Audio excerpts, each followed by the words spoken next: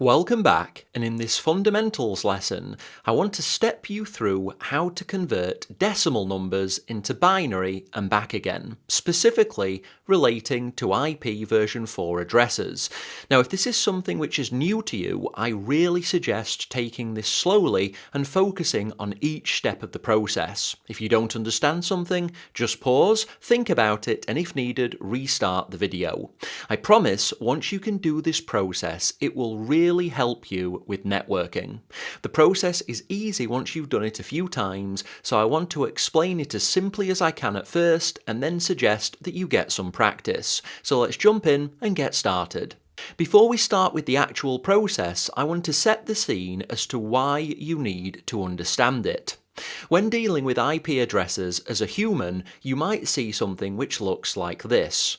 133.33.33.7. This is an IP address represented in what's known as dotted decimal notation.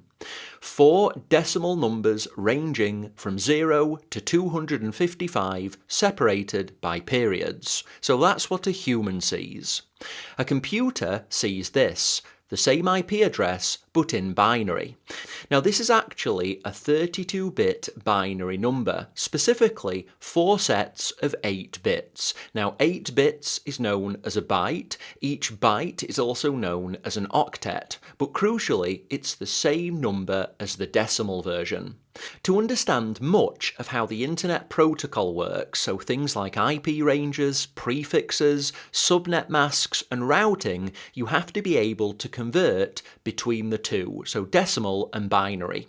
All of these things only make sense when viewing IP addresses in binary. So when it comes to networking, being able to convert between decimal and binary or vice versa really is a superpower, and that's what I want to teach you in this lesson. So let's move on.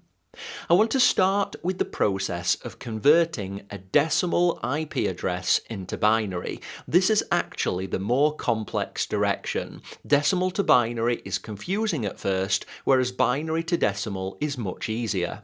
When you're just learning this process, I find that it's easier to tackle it in bite-sized pieces. Let's say that you want to convert this IP, so 133.33.33.7 into binary. Well, each decimal in between the dots, so 133, 33, 33 and 7, is a number between 0 to 255. So I find it easier, at least initially, to tackle each one of these numbers individually, working left to right. So that's what we're going to do in this lesson. I'm going to step through the maths involved to convert 133 and 33 into binary, and then I'm going to ask you to follow the same process for the last two numbers. Now, before I step through this process, let me introduce this table. This helps us with binary maths because it tells us what the decimal value is for each position in binary. Now, this table has 8 positions shown as 1 to 8 on the table, and so it works for 8-bit binary numbers. Remember, each part of an IP address, each number between the periods, is actually an 8-bit binary number. Now, each position in this table has a value, so 128, then 64, then 32, 16, 8, 4, 2, and finally 1. It means a binary 1 in that position has the associated value in decimal. So a 1 at position 1 is 128 in decimal, a 1 at position 4 is 16 in decimal, and a 1 at position 8 is 1 in decimal. We're going to use this table to help us convert decimal numbers into binary. We're going to move in the table from left to right, starting at position 1, moving through to position 8. At each position we're going to follow a process. It's going to be the same process with a number of rules, and if you learn how to follow these rules, it makes the conversion really easy. So once again, for a given decimal part of the IP address, so in this case the first one we're going to look at is 133, we're going to work through this table left to right. And as I mentioned earlier, I'm going to demonstrate the process for 133 and 33, and then you're going to follow the process for 33 and 7. So we start on the table in position 1, we compare our decimal number, so 133, to the value in the current position of the table, which is 128. Now rule number 1 is that if our number is smaller than the corresponding binary position value, then you write 0 in that position of the table that you're in this case position 1, and then you move on to the next position, starting processing using rule number 1 again. However, if our number is greater or equal to the binary position value, then rule 2 applies. Now this is the case for us because 133 is more than 128. So what we do is we minus the binary position value, so 128, from our number. So that means 133 minus 128. This leaves us with 5. So 5 is the remaining decimal value that we have. And then we write a 1 in this column and move on to position 2. A binary 1 in this position is equal to 128, so all that we've done is transfer 128 of the decimal value into the corresponding binary value. So we've added a binary 1 here and we've removed 128 from our decimal number, leaving 5. And now we can continue the process to convert this remaining 5 into binary. So now we reset the process, we move to position 2 in the table and start evaluating again using rule number 1. So we're comparing our remaining value, so we have 5 in decimal, against the binary position value in position 2, which is 64. So now we compare our number, 5, to the value in the table, which is 64. So in our case, our decimal value of 5 is smaller than the binary value of position 2, and so we're using rule number 1. We add a 0 into this column in the table, and then we go right back to the start of the process. We move on to position 3, and we start evaluating against rule number 1. We repeat the same process for positions 3, 4 and 5. Our decimal value of 5 is less than all of those values, so 32, 16 and 8, so we add a 0 in each of those columns and we move on. So we've evaluated all of those and they match rule number 1, and so we add a 0 and we move on. We're just following the same basic rules.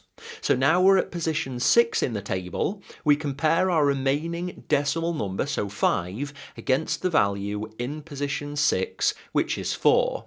Now it's not smaller, so we move past rule 1. It is larger or equal, and so we use rule number 2. We add a value of 1 in this binary position and minus this binary position value from our number. So 5 minus 4 equals 1. So we have 1 remaining in decimal. A binary value of 1 in position 6 is equal to 4 in decimal.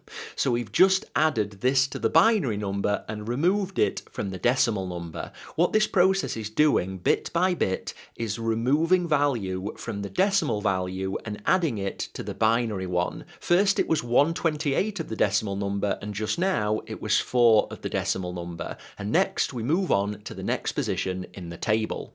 So now we're looking at position 7. We're comparing our remaining decimal value of 1 with the binary position value. First we're evaluating against rule 1, and because our remaining value of 1 is less than the binary position value, we use a 0 in this column and we move on to the next position. So now we're on position 8. Again we do a comparison. Our decimal value is 1, the binary position value is 1, and so we evaluate this against rule 1, it's not less. We evaluate it against rule 2, it is equal or larger, and so we add a 1 in this column of the table, and then we remove the binary position value from our decimal value, so 1 minus 1 is 0, and because we have 0, the process is finished. And this means that 133 in decimal is expressed as 100000101 in binary.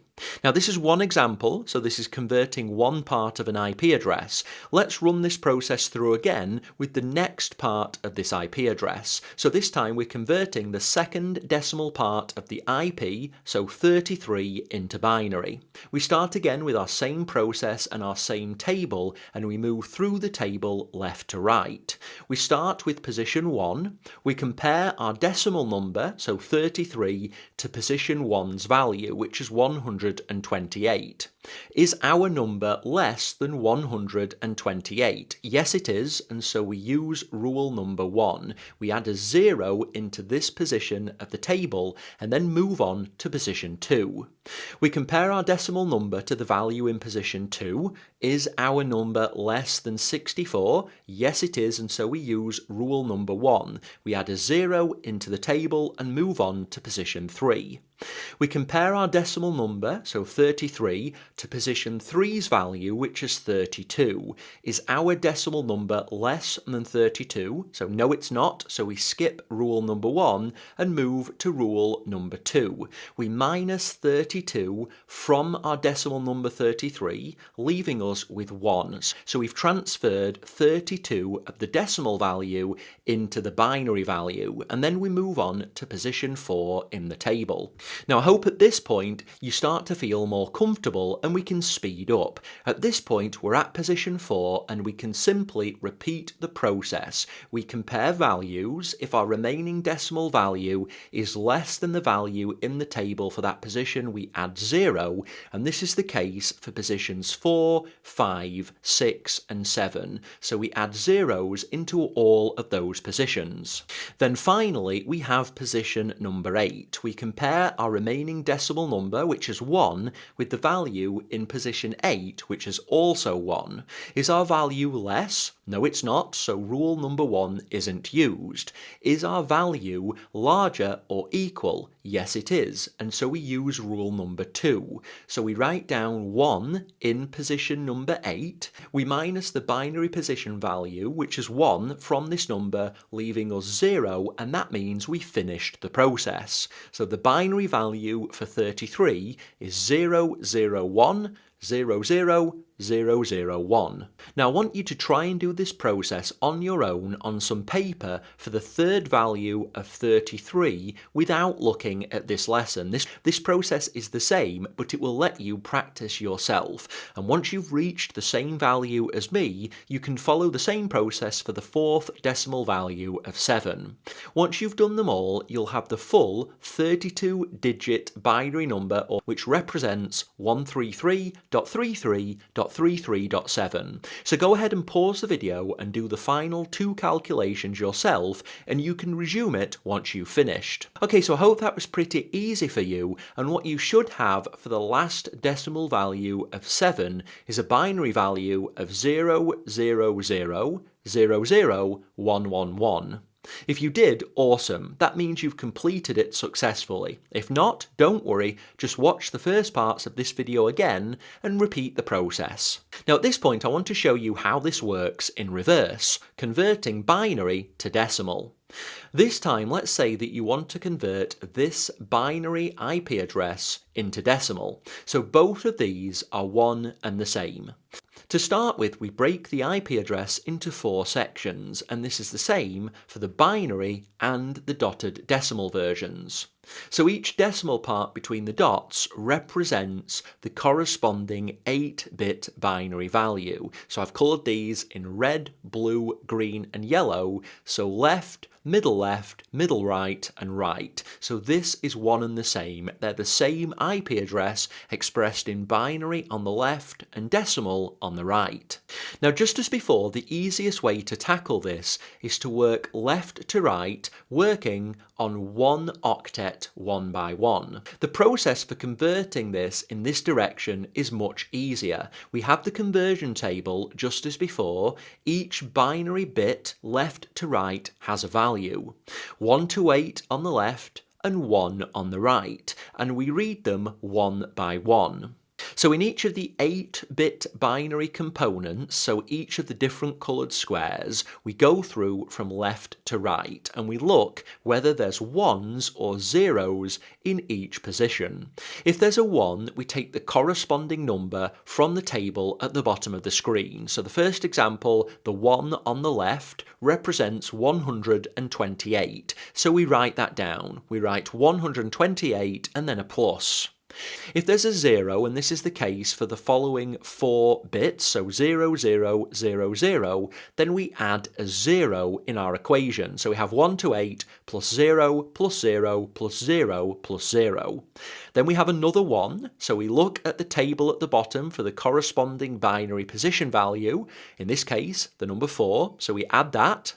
Then we have a 0, so we put 0, and then we have another 1, so we again look for the corresponding value in the table, which is a 1, and we add all of those together to get the result. In this case, 133, so this represents the first part of the IP address, and we follow the same process for all of the remaining parts. So 001, 00001 represents 33. We just take each of the ones in each of the components of the IP address and look up the corresponding binary position value in the table. So in the second component of the IP address, there's a 1 in position 3, which is 32, and a 1 in position 8, which is 1, and this represents 33. The same is true in the third component, and in the fourth component, there's a 1 in position 6, 7, and 8, which represents 4, 2, and 1. So we add 4, 2, and 1 together to get the resultant value. So if you follow that process bit by bit for each 8-bit component of the binary IP address,